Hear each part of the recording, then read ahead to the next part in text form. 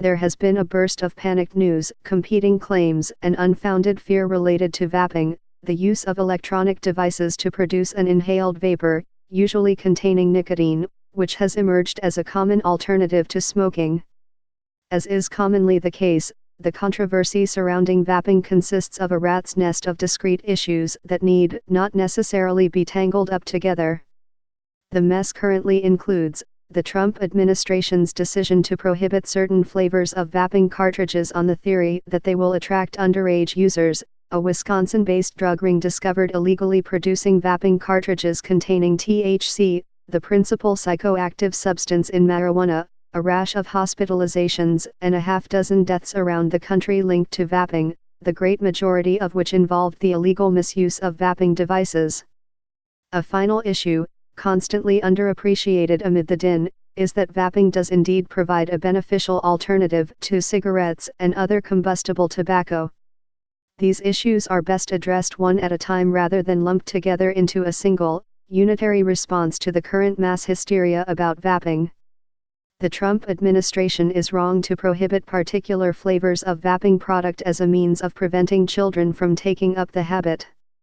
The obvious parallel case is flavored tobacco. In spite of the great national panic over flavored biddies, hand-rolled cigarettes, a decade ago, U.S. smokers, including underage smokers, overwhelmingly used cigarettes and other conventional tobacco products. A 2006 study found that less than 3% of U.S. high school students smoked biddies, and just over 1% of those 18 to 24 did. Overall cigarette smoking among young people has been tanking since the mid-1990s, according to the Department of Health and Human Services, which found daily cigarette use rates of 3.6% for high school seniors and half that or less for those younger. In 1996, 1 in 10 eighth graders reported daily cigarette smoking. Today, that number is less than 1%. The states and the federal government are perfectly capable of policing the sale of vaping products to underage consumers in exactly the same way they police the sales of tobacco and alcohol. E-cigarette is a misnomer for products such as those sold by Juul, which, this is important to remember, contain no tobacco.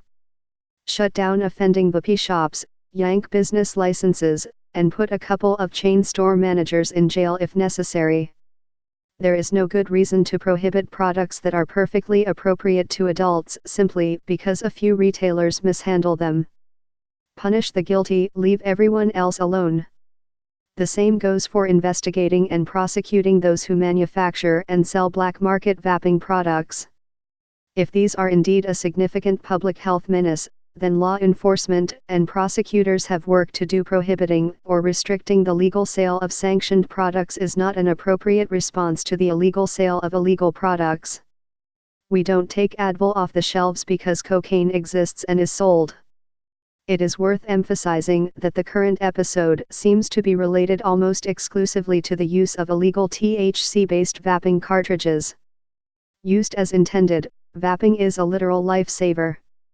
In the United Kingdom, medical authorities advise smokers to switch to vaping, because practically all of the available scientific evidence suggests that vaping is much, much safer. Nicotine consumption does come with health consequences, roughly comparable to those associated with caffeine. What makes smoking so bad for your health isn't the nicotine, it's all the other stuff in tobacco smoke, the products of combustion. The nicotine solution used in Juul products and others like them is water-based and requires no combustion at all. The vapor is nicotine-laced steam. The Royal College of Physicians found that vaping is no more than 5% as harmful to health as smoking. A 95% improvement would be, in any other major public health issue, cause for celebration. But vaping looks too much like smoking for our professional busybodies. Why don't we do things like they do it in England? The progressives are always saying when it comes to health care, and here's a chance.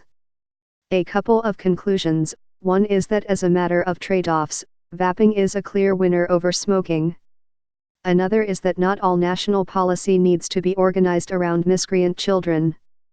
A third is that people enjoy a lot of things that have negative health consequences: nicotine, alcohol, sugar, salt, motorcycles, scuba diving, etc., and absent some much more compelling case than this, the nannies should mind their own business.